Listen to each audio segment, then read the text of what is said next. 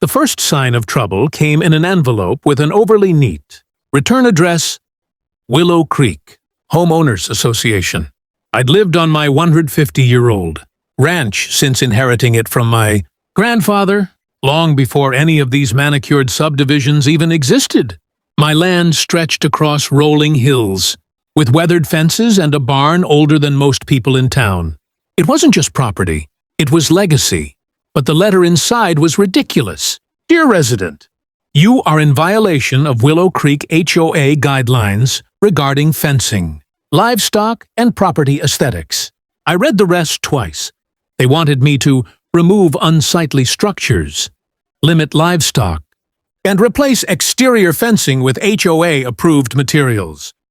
It would have been funny if it wasn't so arrogant. Willow Creek had no jurisdiction over my land. Their boundary stopped a quarter-mile from my fence line, but one name at the bottom made my jaw tighten: Karen Prescott, HOA president.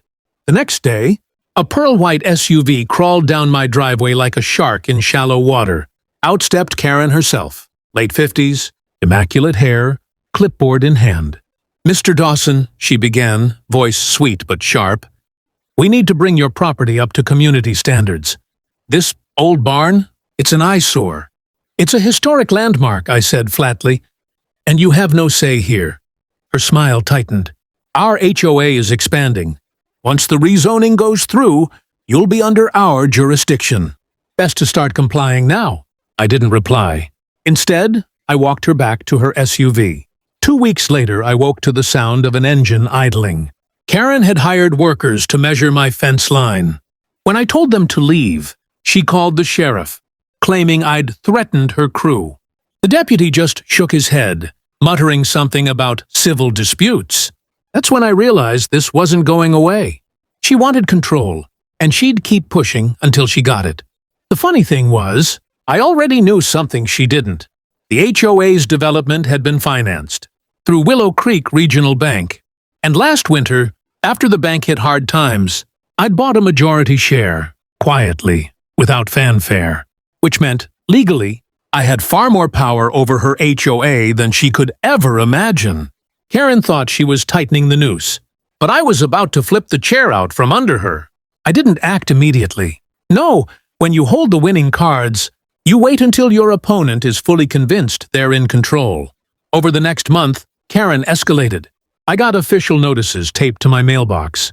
She complained to the county about zoning violations. She even called animal control on my cattle, claiming they were aggressive. Each time, the reports fizzled, but the harassment was eating into my days. Then during a grocery run, I overheard her telling a neighbor, "Oh, he'll fold. The bank owns half the HOA. They won't risk a fight with us." I smiled. She was right about one thing. The bank did have influence. She just didn't realize I was the bank. That night, I called a special board meeting at Willow Creek Regional Bank. As majority shareholder, I had the authority to set the agenda. One item, HOA loan review. The HOA's development, clubhouse, and even the decorative fountains at the entrance had all been financed through a sizable loan from the bank. A loan they were behind on. Technically, they were in breach. At the meeting, the HOA treasurer's face went pale when I walked in. Karen, however, still wore that smug half-smile. "This is highly irregular," she said. "We have no business with—" "You have business with the bank," I interrupted. "And I own the bank." Her smile faltered. I laid out the facts. Unpaid balances, interest penalties, and a clear clause, allowing the bank to foreclose on HOA assets if repayment wasn't made within 30 days. The room went silent except for the rustle of papers. "Of course," I said, leaning back. "I could be persuaded to renegotiate terms. On one condition, your HOA stays off my land. Permanently." Karen's eyes darted to the treasurer, then to the other board members. None of them spoke. She swallowed hard. "Fine, we'll reconsider our expansion plans." Within a week, the notices stopped. The measuring crews vanished. My mailbox was blissfully bare of HOA letters. And on my next trip into town, I saw Karen at the cafe.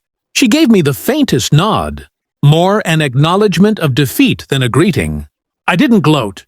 The ranch had survived 150 years because my family knew when to fight and when to keep peace. This was one of those rare moments where both came together. Now, when I ride the fence line at sunset, I can see the HOA's perfectly trimmed lawns on the horizon, neat and distant, just the way I like them. Some battles are won with grit.